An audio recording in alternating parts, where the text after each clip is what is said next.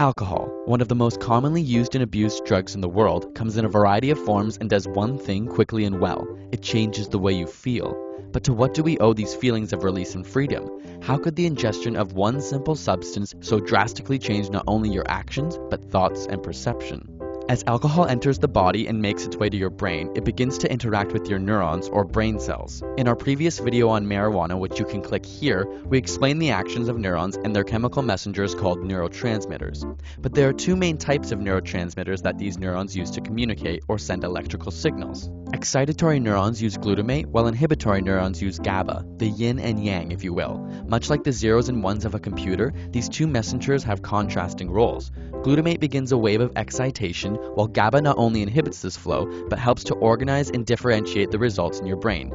And just like a computer, these signals can be combined in enormous complexity to form actions and thoughts. So how does alcohol affect these two signals? Turns out it suppresses glutamate transmission and enhances GABA transmission, so you get less excitation and more inhibition. And because glutamate sites become less effective, information flow becomes slow and only the largest signals can make it through. This means you feel less, perceive less, notice less, and remember less. In conjunction, the increased GABA hushes the excessive background noise of activity, fine-tuning and clarifying your thoughts, but to an excessive degree.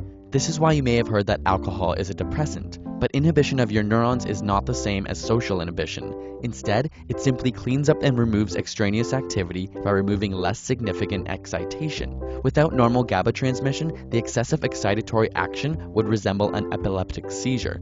There would be no clarity of thought. While drunk, your GABA channels are wide opened. Combined with the lack of glutamate, you begin to think very little, but with great clarity. It's what causes the momentous attitude of a drunk, often repeating the same idea or proclamation over and over, thinking clearly about almost nothing.